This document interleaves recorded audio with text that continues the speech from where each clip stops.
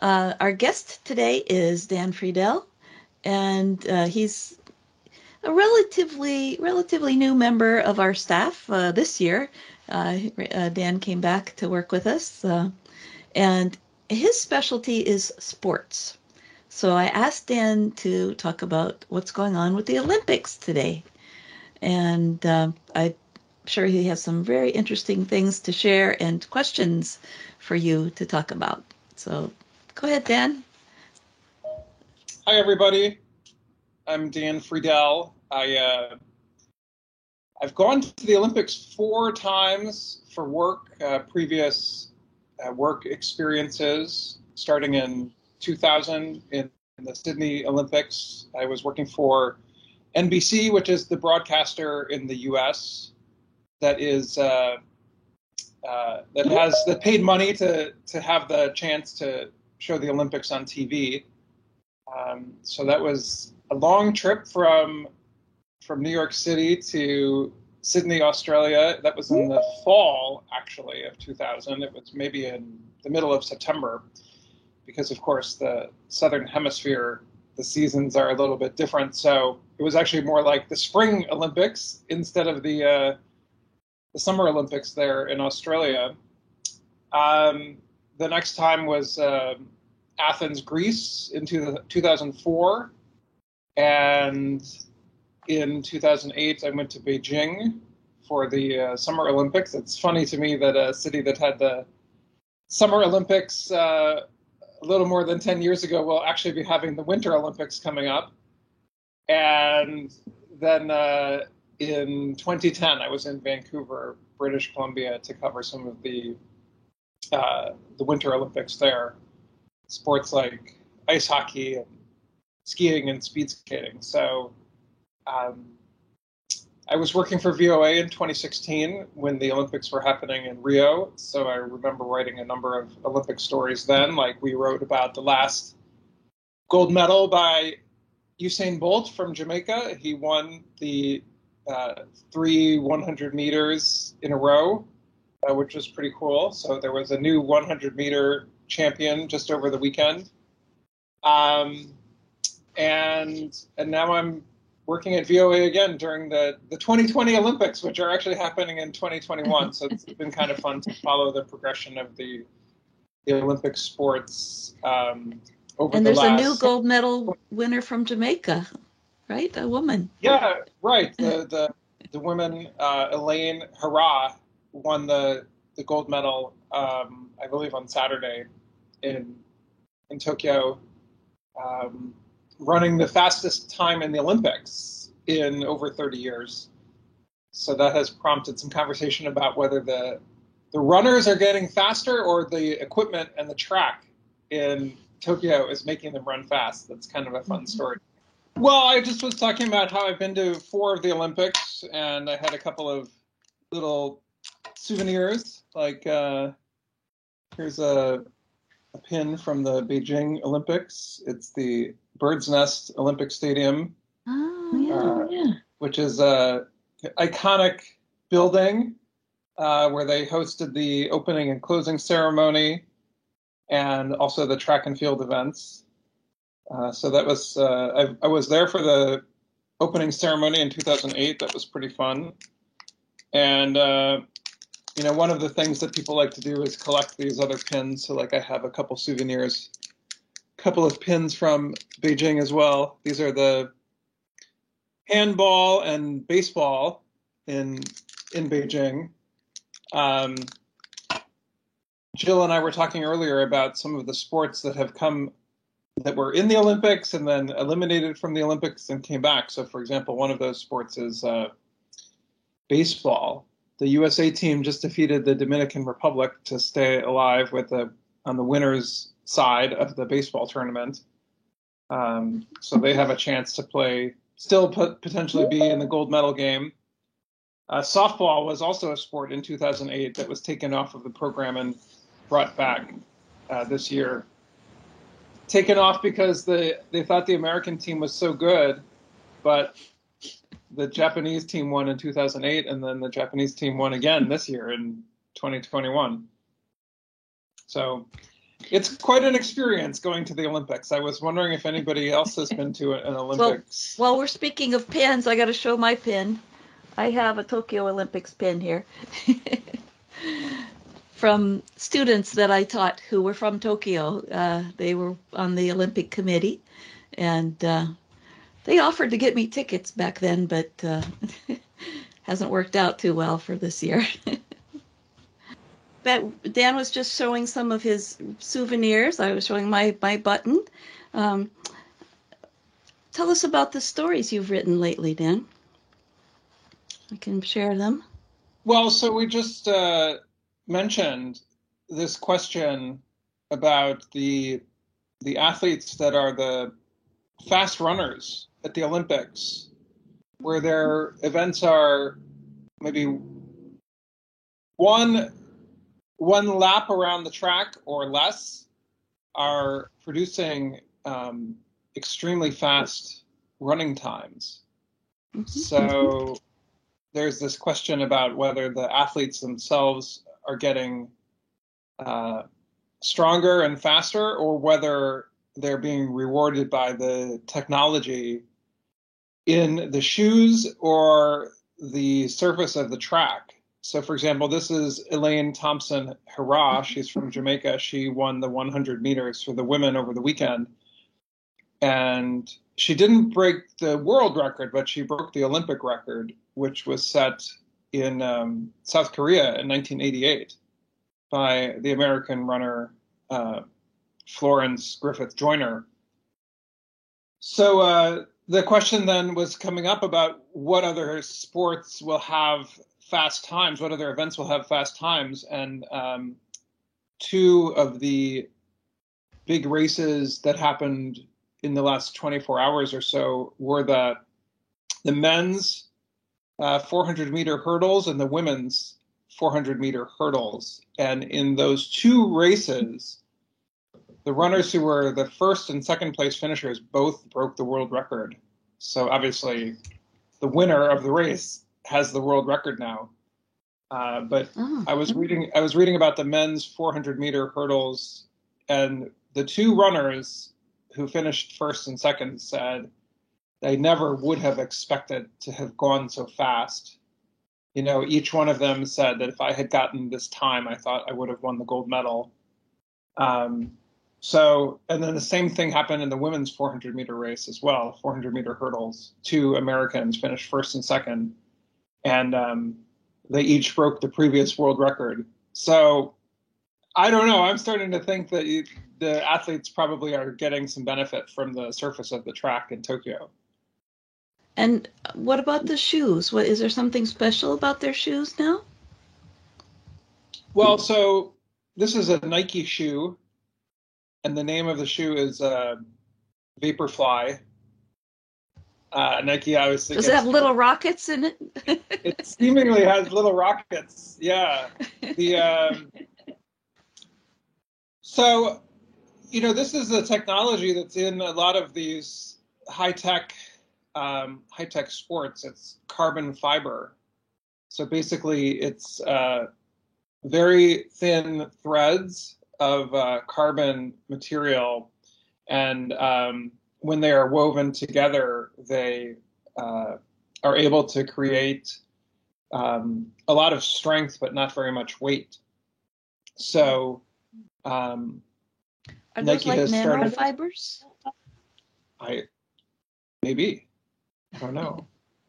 But so the idea is that the runners are able to have a lighter shoe that is a little bit more responsive, you know, that it's able to bend and then return to its shape, right? So when they strike the ground, the fibers bend and then come back to their original shape, which provides a little bit of rebound for them.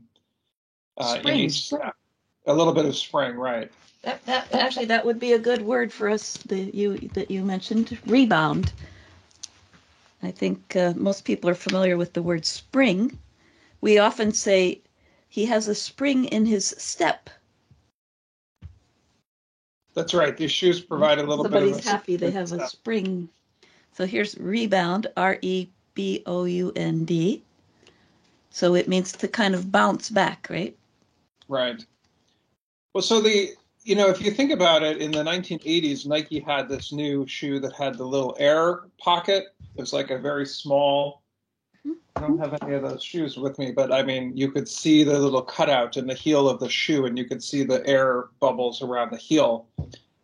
And I think that in the 1980s, the concern was for runners who would finish running and have sore knees or a sore hip, that they wanted to put a material in the shoe to absorb the shock, so that if you're adding a lot of steps, if you're taking 10,000 steps to run 5 miles or 10 kilometers or so, that adds up, and it can make a runner who's 50 years old, right, who's been running for a long time, really sore. And that's not good for the sport. You can't sell a lot of running shoes if people aren't running. But now I think the philosophy is to make the shoes light, and also the ability to bend and then bounce back to their original shape. And so that's helping some of these runners on the track have a little bit like more efficient step. Andrew has a comment about the shoes. What kind of shoes were banned, Andrew? Oh, turn on the mic. Yeah, just the shoes Daniel just mentioned, the Vapor, Nike Vaporfly, I think. I'm not sure. Which the shoes has a carbon material in the I don't know what the word for the shoes, the part of the shoes, just like that. Oh, the sole, I think. Yeah, there's certainly I think there's still some debate about whether the shoes will be allowed to be used in the future or not. It's been a big part of the conversation. I know that some of the marathon records that have been they've been broken in an exhibition run, so that they can claim to have this marathon that was faster than 2 hours, but it's not been an official event. So here's the word sole, S-O-L-E. Oh, yes. That's the bottom part of the shoe. Right.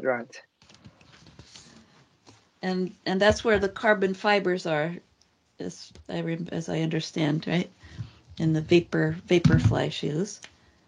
Okay, so if you want to read that article, I've put the link to it in the chat. So it sounds like the one shoe that was used in, let's say, late 2019 for the record-breaking marathon that was under 2 hours. I think that maybe that particular model is not allowed right now, but other ones that have similar technology are. And now that technology is proven, they've been using it in some of the shoes for the sprinters. These are shoes that have little pieces of metal or some kind of composite material on the sole of the shoe, so that they're called cleats, and that they can stick to the track to provide a little more traction. And I don't know if you've ever seen these kinds of track shoes, but they're nothing. They're so minimal shoes.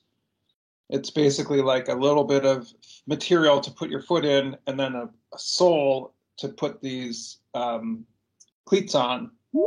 And the runners make sure that they don't have any extra weight to slow them down. So the other conversation has been about the surface of the track. The track is made by this Italian company called Mondo that makes these big tracks. And, some of the question is whether the material is providing a little extra spring for the runners as well, so that they can either they can get more steps or they can get more power from each step. But either way, it's pretty fun to see these records getting broken. I like the quote from the runner, Elaine Thompson, hurrah. They asked her why she thought she ran so fast, and she said, "My training. Doesn't matter the track or the shoes." Yeah, well, I mean, there's this commercial with Michael Jordan and Spike Lee from the 1980s when they're talking about the Air Jordan shoes. And the question is, is it the shoes? What is it? And Spike Lee's character is called Morris Blackman, and he says, it's got to be the shoes. And Michael Jordan, of course, is saying that it's Michael Jordan. I think we probably found out that Michael Jordan was pretty special. Okay. Okay. What would you like to talk about next? Or Oh, have a well, question? I was wondering if anybody in our audience has gone to the Olympics when it's been in their country or near where they live. Because one of the topics was that in Tokyo, closer into the city, there are restrictions about gatherings of large numbers of people because of the pandemic. So, for example, they had the opening ceremony with only really journalists inside of the stadium. And that, something like swimming, which is inside of a small stadium, a small arena, they didn't have fans there either. They didn't have parents of the swimmers. They didn't have friends of the swimmers. But some of the events that take place outside over longer distances, like cycling, triathlon, the open water swimming, even the surfing. Surfing is a new sport in this Olympics, right? So some of these Olympic sports that take place outside over long distances, the fans have been able to see some of the events. Like, I thought that was a pretty cool Hold photo. on a second, Dan. Let me ask our audience, can you see the story I'm showing? Yes. Yes. Okay, because I can. I'm spotlighting Dan. If I stop the spotlight, can you see the picture better? Yes. Or is it the same? Okay. It's the So same. here's a picture of people looking over a fence to see the surfing, right? Right. And so then somebody who was in this interview said that he came from Kyoto to Tokyo to see some of these things because maybe one time in your life you get to have Olympics in your home country. Mm-hmm. So how about Rodrigo? Did you get to see the Olympics when they were in Rio? I didn't. I see on the TV only. At least it was in the same time zone, right? Yes. How about our friends in China? Are you watching the Olympics live there? Or did you get to see the 2008 Olympics? No, I just watched the live in the television. I've never been to the Olympic real game. Okay. Well, speaking about television, I was wondering what people think of how the television broadcast in their country has covered the Olympics. I'm curious if some people can tell us what the conversation is like and how they show the Olympics in different countries around the world. Because in the U.S., it's a real entertainment story. The network that is the broadcaster is called NBC, which is the national broadcasting company, but it's not a public broadcaster. It's a commercially funded broadcaster here in the U.S. that shows the Olympics. I know that in a lot of countries, it's a public broadcaster that shows the Olympics, so they don't have to worry about making money. But in the U.S., the broadcaster is a commercial broadcaster, so there are a lot of commercials. It's a very like a very sort of glamorous production with a lot of high technology and fancy sets for the announcers and then the guests. And NBC spends a couple of years promoting the Olympics before they happen. So Dan, it's very focused. It's very focused Sen on. has a hand up. It's focused on the American athletes more than the world athletes. So I'm curious how it's portrayed in your country. Dan wanted to share a photo. Dan, is it okay if I show the volleyball photo? see. I just tried to mute myself. Sure. Okay. All right. Let's see here. There we go. Tell us about this athlete. I think the photo is. Can you It's see? Misty. Mhm. It's Misty May. I don't know. Maybe it's coming up now. Misty May. It was one of the American beach volleyball players who was really good in the 2000s, like between 2000 and 2010. She and her partner Kerry Walsh won a couple of gold medals. But the conversation recently has been about some of the, I suppose, maybe the bias of how women are asked to dress for their sports compared to men. The male athletes generally wear more clothing than some of the women do. So the conversation has been about if the beach volleyball players, who are often wearing very little clothing, like in this picture from 2008, feel as if they are getting, looked at for their sex appeal more than their athleticism because they're wearing such a small amount of clothing. And interestingly, the conversation was that the sport was inspired by recreational activities at the beaches in California and Hawaii and Brazil. So people would come out of the ocean and take a break and play volleyball. And then when they were getting too hot, they would go back into the ocean and cool off with the cool water. So the beach volleyball players don't mind the fact that they are uniform. Even in Beijing, right? There's not an ocean in Beijing. They built a sand pit in Beijing for these athletes. They built a stadium with sand in the middle so they could play their matches. That they seem like they're okay with the clothing choices and requirements. But actually, there's a photo in the story of the beach volleyball players from Egypt who are wearing much more clothing because of because they're Muslim and they have more covering. Like one of the beach volleyball players from Egypt. I think I had that. Here we go.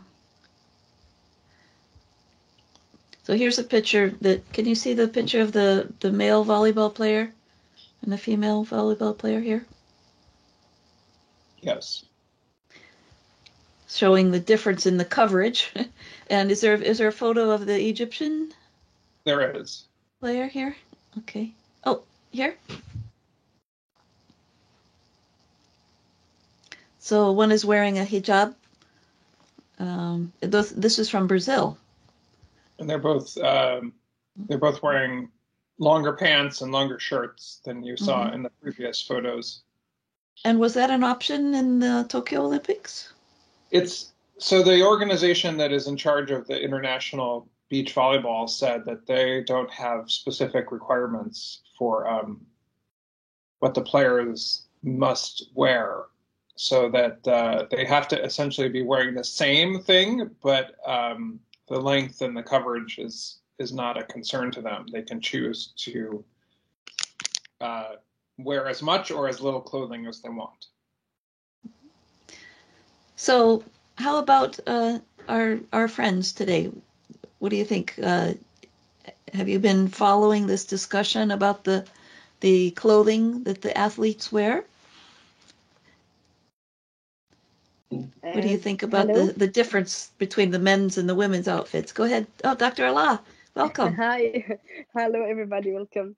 I want to say something that in 776 before birth, the Olympics invented by Zeus' son, Herakl, called Herakl, and the first. The men played without any clothes because they want to show their muscles, and women forbidden to join or participate in this Olympics.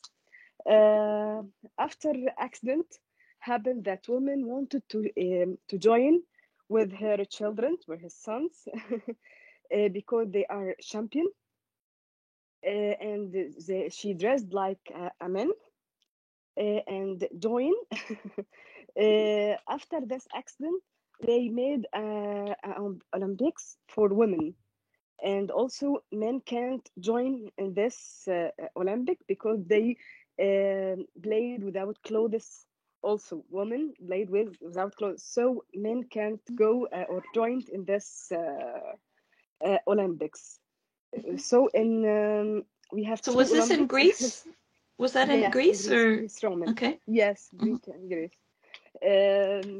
So we have two Olympic for Zeus and the Olympics for Hera. Hera for women, and Zeus for men, and Mhm. both without clothes. Then they invented the clothes to participate, and women and men can play together, Right. able to play together after this. Well, it would be very Uh, entertaining television if we were still back in ancient Greece. yeah.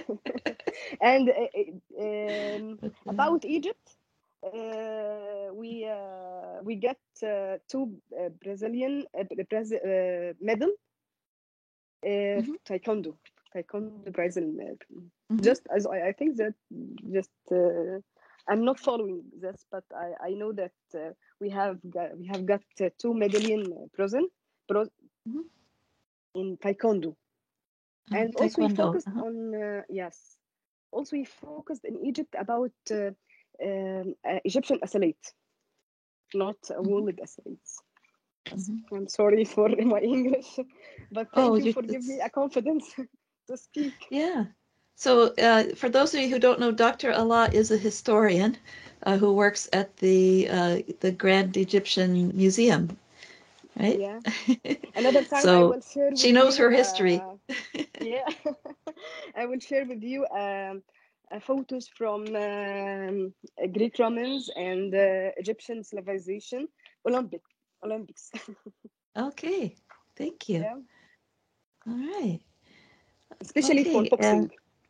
and Sen, you have a hand up?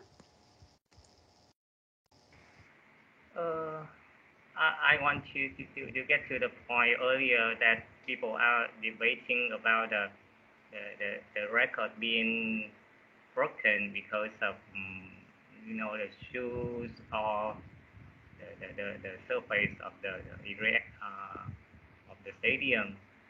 Uh, in my opinion, I think it could contribute. It could contribute to the athlete's performance. But I think it's not a kind of a big deal that lead to a big debate like that, because I think nothing stay the same. We competing at the Olympics to show that we are developing, people and uh, developing in many kind of ways. We are improving in technology, we improving in the nutrition, we about the training, everything getting better, and everything combined to contribute to the record breaking. So I think it's it's it's kind of not for my opinion, it's not kind of a big debate in my opinion. Right. Well, Dan, it brings to mind the debate about the baseball bats, right?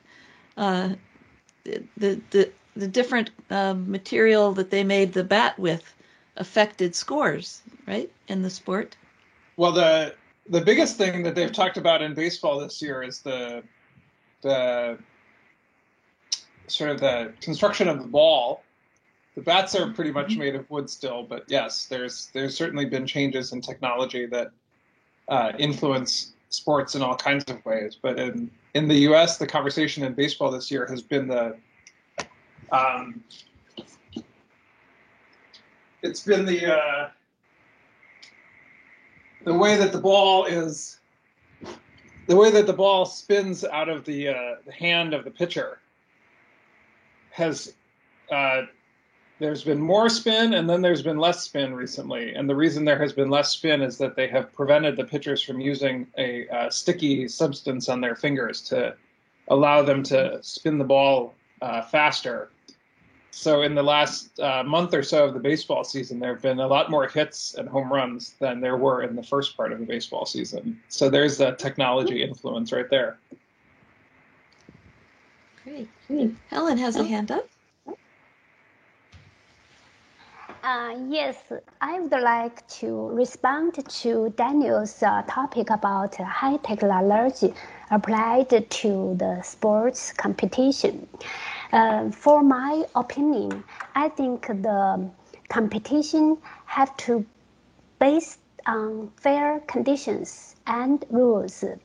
For fierce competition, especially on these top international games, I think physical condition, mental condition, talents, training, all about how a sport athlete can win the medals.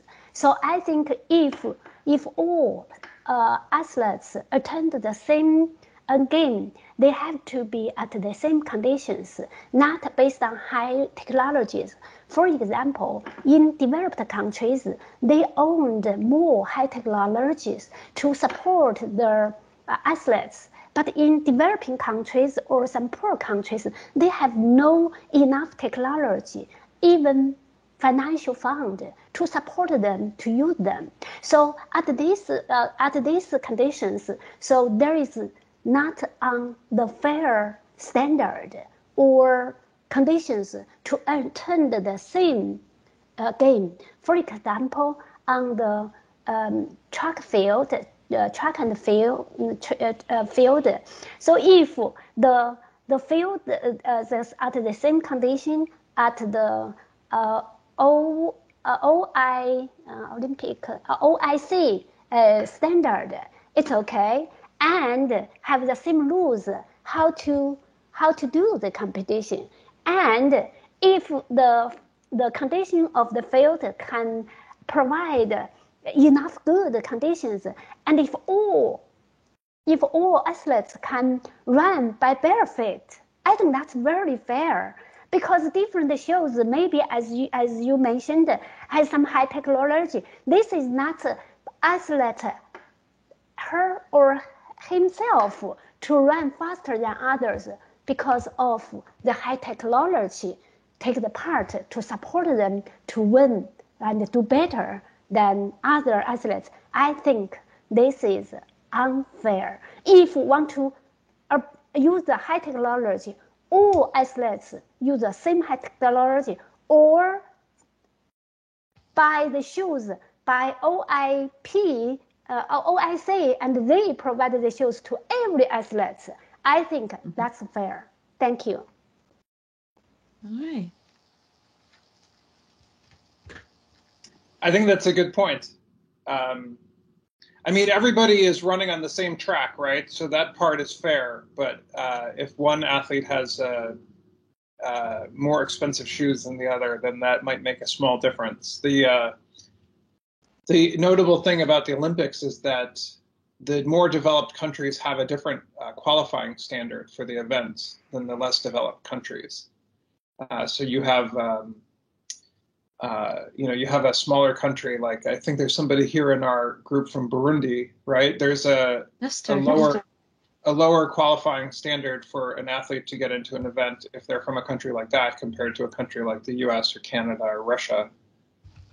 So that allows for a little more diversity of the number of athletes who are able to go to the Olympics. So there's often an A standard and a B standard based on where the athlete's country ranks in the sport overall. Yes, thank you. Thank you. So it reminded me of an athlete who was famous for getting a gold medal with bare feet. Yes. Abebe Bikila, I think is how you say his name. Uh, he That's a was- good question. I wonder if there are any runners who are running without shoes these days. I remember also in the 1980s there was a South African runner. Her name was Zola Budd, and she ran, I think, maybe the 1,500 meters without shoes. And she was involved in this collision with an American runner that got a lot of attention during that Olympics, like 30 years ago. Yeah. They stepped on each other's heels. The one stepped on the other's heels, and the other one couldn't finish the race. And there was another collision in this Olympics. And in fact, I adapted a story that was about that. And some of the other incidents of kindness that were shown. I've put this into the chat for you if you want to look at it later. Here's the story. These two runners fell against each other and then got up and continued the race together.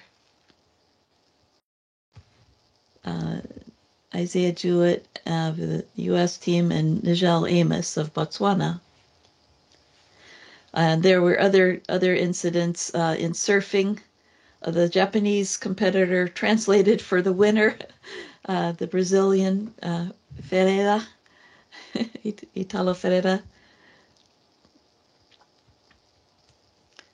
And two high jumpers shared the gold medal. That was surprising to me.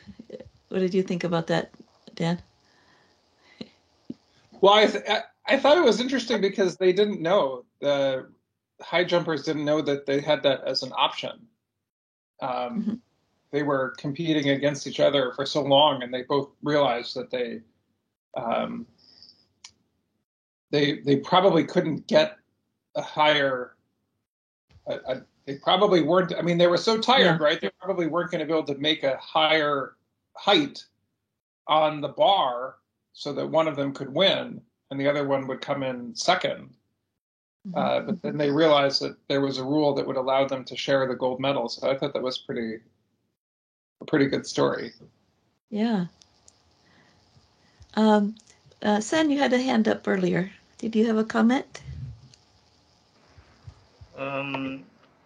I think people are trying to put everyone to the same pace. Everyone, we have to admit that we have a very big gap, social gap between developed countries and developing countries and poor countries. But this is why we organize the Olympics game, to bring people together. Even though you are not well equipped, you still go to the Olympics to experience, to learn, and to get better at the Olympics. It's not about winning a medal. Own the athlete. I think they all celebrate together. I think it's the point of the Olympics. Yeah, the point was to bring people from all countries together. And I think the Olympics this year they add one more. I think it's a slogan to one more. It's usually stronger, higher. The motto. Yeah. Model. The motto. And they add one more, that higher together. Together. Yep. So MOTTO, motto. So it's a saying that the Olympics has for their competition. Yeah. Helen, what was your comment? Yes, I interested in about medals, because in Olympic games, just like gold, silver, and bronze medals, but there are so many special cases, and really the sports spirit touched my heart so much.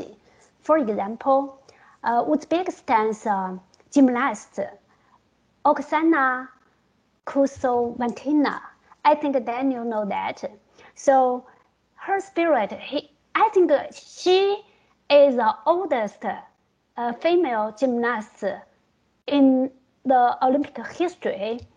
And she stated several times retired in the past games, but this time maybe her statement would be reliable. This means really retired after 2020 Olympics. So I would like to ask Daniel if Olympic sports can give medals for 10 years sports athlete as their achievement of entire life.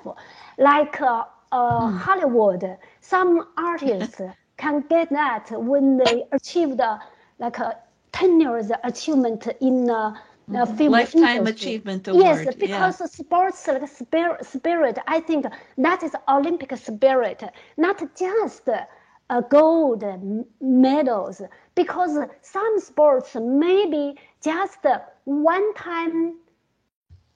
a whole life attend one Olympic Games, but she never give up for her son and for her career.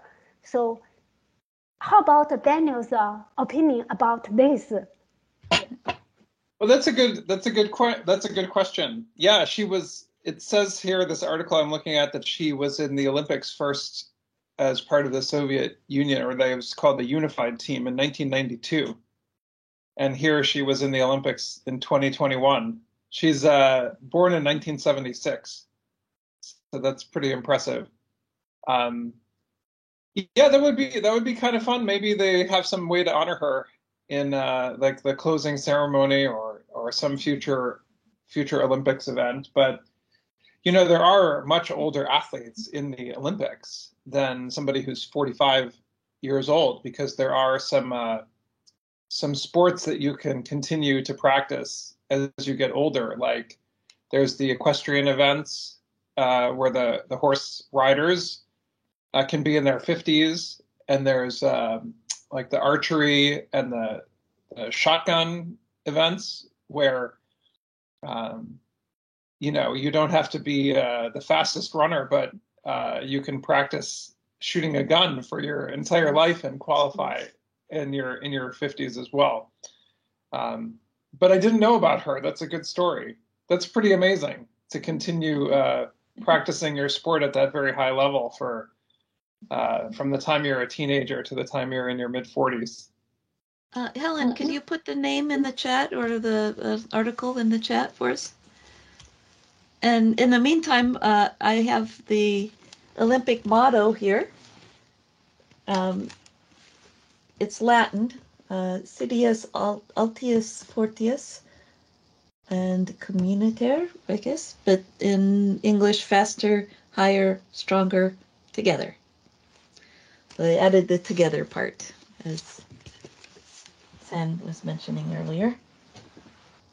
So thanks, everybody, and let's all thank Dan for sharing the stories about the Olympics today. Thank you, Thank you. Daniel. Thank you. Hope Thank you. you will share more.